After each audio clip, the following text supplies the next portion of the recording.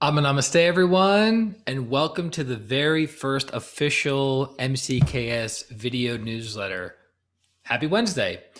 I was thinking, what are we going to talk about? But it's going to be a similar format to what we've been doing over the past 6 years. Is we have a quote by Master Choa, and then this is going to be, you're most likely viewing this on YouTube, hopefully, because then there's a comment section below that, guess what? We can start a little dialogue. We can start mixing up with one another.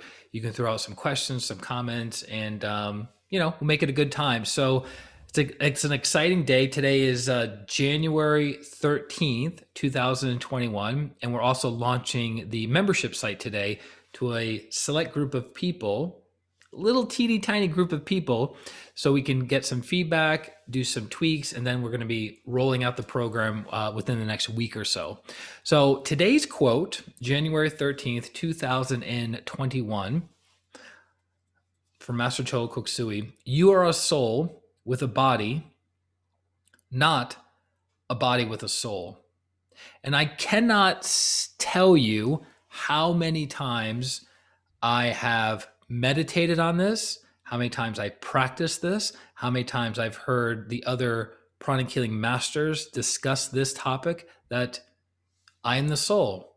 I'm the soul, right? The affirmation that Grandmaster Choa Koksui developed many, many years ago.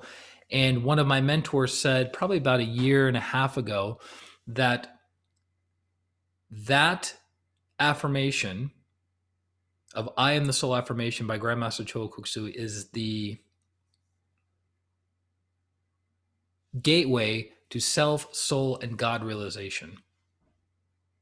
I was like, wow, it's a pretty bold statement. But have you noticed that when you are suffering in your life, it's most always connected to the lower levels of truth?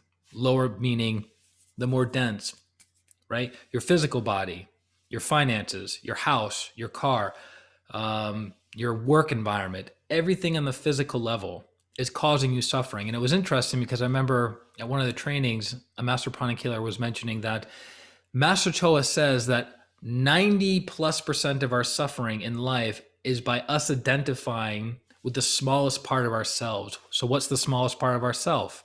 Our physical body, our bank account, our car, our house, our employment status.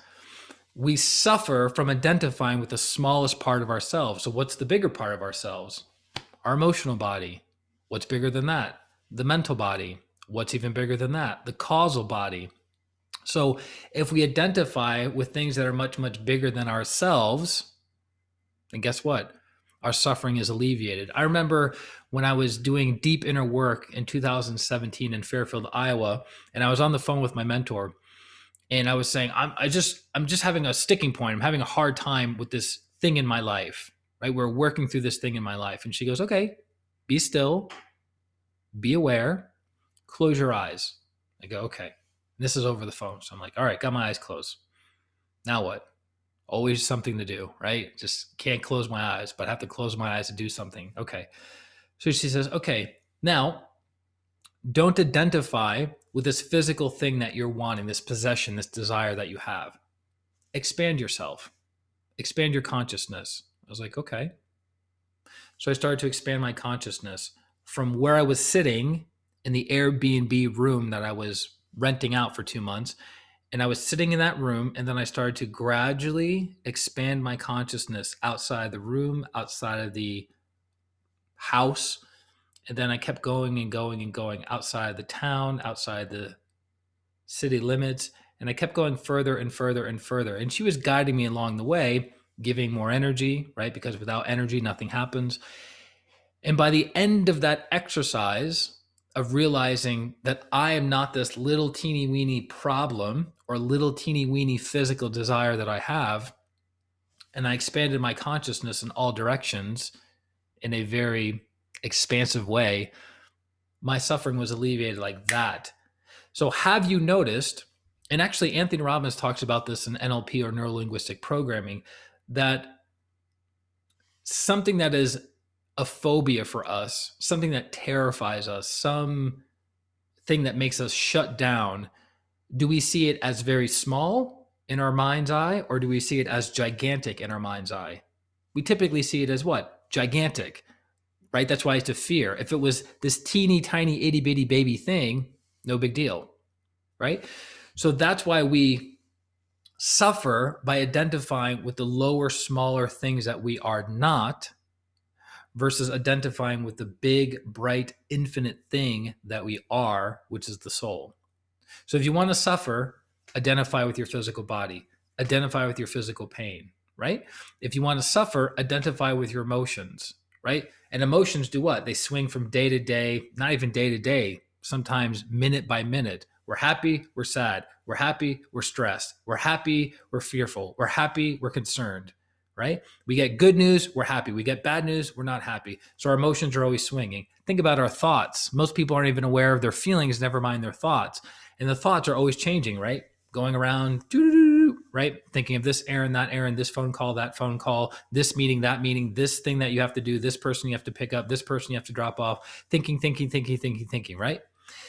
And we identify with all of these things, which causes us suffering. So again, you are a soul with a body, not a body with a soul.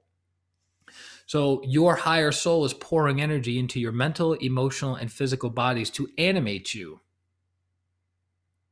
So when you realize you, as the higher soul, are the animating factor, you are the product, you are the one producing your thoughts, your feelings, and your actions, you can start saying, maybe I want to start producing better thoughts.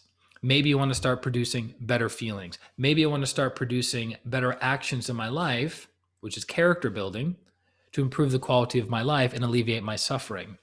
But when you let your physical body, your emotions, or your thoughts run the show, you have a lot of suffering. Does that make sense?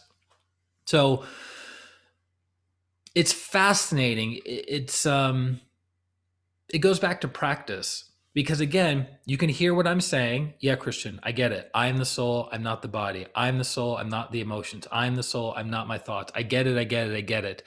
But what level of truth are you getting it at?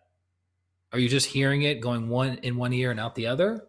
Or are you embodying that understanding? Interesting way of looking at it. Wait a minute, I thought I was supposed to transcend. Your higher soul chose to incarnate into a physical body, to experience the physical plane, to have feelings, to experience the emotional plane, and to have thoughts, to experience the mental plane. This is what growing and evolving is all about. We come from oneness, we go back to oneness. Now, that process of coming from oneness and going back to oneness happens every time we leave the physical body, but to be conscious of it takes eons and eons and eons and eons and eons and eons of time. Think about it from the virtues. The virtue of loving kindness and non-injury. Would you say a person who's 20 now or 30 or 40 or 50 or 60 or 70 now, would you say you've mastered the virtue of loving kindness and non-injury in your thoughts, your words, and your actions? Probably not, right? I know I certainly haven't mastered the virtue of loving kindness and non-injury in my thoughts, my words, and my actions. So I learn as much as I can through being cruel, getting feedback of what cruelty feels like, and go, I don't want to do that again. I'm going to be a little bit kinder. I'm going to be a little bit softer, a little bit more gentle. And you do that lifetime after lifetime after lifetime after lifetime, and say maybe 100 or 1,000 lifetimes of getting better and better and better at being loving and kind and not being injurious. You evolve, you grow, you develop, and you start neutralizing your karma. And then guess what? At the level of the Holy Master, you're out of the wheel of karma. So even the saints can still mess up. Even the saints are still in the process of growing and evolving and are still not in alignment with their higher soul perfectly. There's a very strong merging of the incarnated soul and the higher soul of a saint, but they're still at the whims of the law of karma. Because the reason we keep reincarnating is because we keep making mistakes. We keep generating new karma, and then we also have to pay back old karma. So once the scales of karma are completely balanced, we've neutralized all of our ancient negative karma, and we're not generating new negative karma, we're free. and that's at the level of the Holy Master. So for now, let's not really plan for the Holy Master thing just right yet. Maybe a few more lifetimes. For right now, if you want to alleviate your suffering in your life, you have to recognize who and what you are. Who and what you are, which in Buddhism, the Eightfold Path of Buddhism, what's the first step of the Eightfold Path? Right viewpoint, which is correlated to accurate perception. And the most important thing is realizing you are the soul. Then everything else, steps 2 through 8, will be accurate. But if you think you're your physical body, you're your finances, you're your car, right? You're going to continue to suffer. I have a client who works with clients who we've been working on and off with each other for the past 3 years. And she had a huge breakthrough over this past month because she, for a long time, didn't think she had self-esteem issues, self-worth issues, that she had good, healthy pride, right?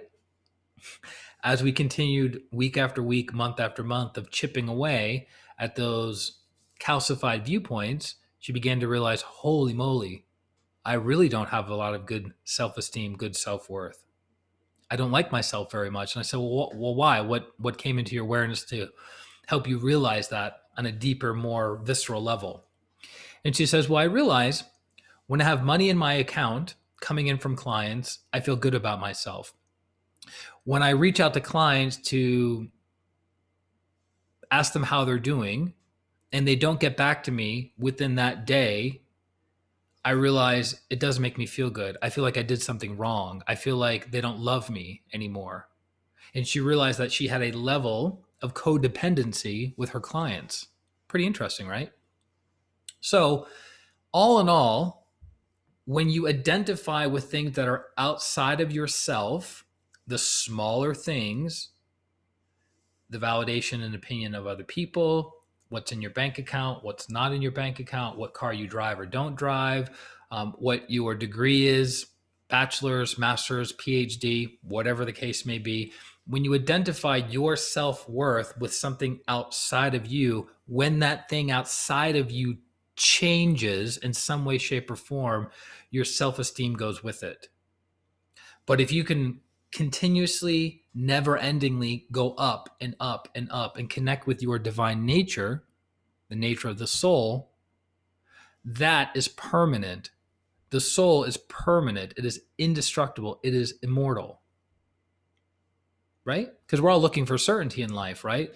So if you know that your soul is always there, rain, sleet, or shine, through good times and bad, wouldn't it make sense to build a deep, intimate relationship with the higher self than to build a deep, intimate relationship with things that are constantly changing and fluctuating, like our bank account, like our relationships, like our job status, our feelings, our thoughts?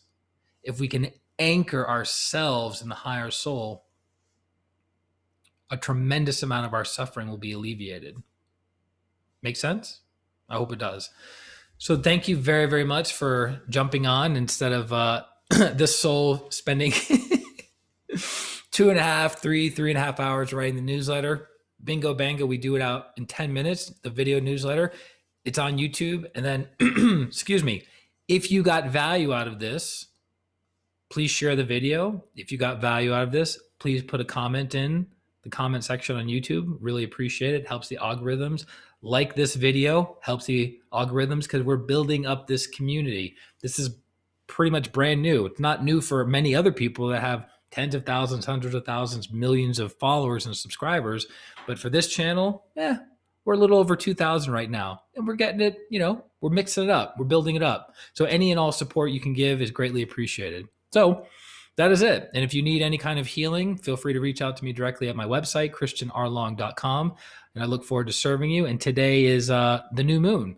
So the two best times of the month to materialize things is the new moon And then 2 weeks later, the full moon. And then 2 weeks later, the new moon. So the new moon and the full moon is the best time to materialize things. That's why partly we launched the membership site to a small group of people today to get a lot of good energy feedback. And then we're also, coincidentally enough, doing the video newsletter today, but it's typically on Wednesdays anyways. So lots of love to each and every one of you from my heart to yours. I wish you an amazing, phenomenal Wednesday. Thank you for any feedback that you can provide. Good, bad, or indifferent. All feedback is good because it helps me understand. It helps me understand how to better serve you guys and how to help transform your lives, because we're all in this together. We can't escape life. We're here to grow. We're here to experience. We're here to learn lessons. And why not support each other in that practice? Make sense? So this is Christian Long, life enhancement consultant, wishing you a beautiful day, a beautiful week, and a beautiful life. Atma, namaste. Bye-bye.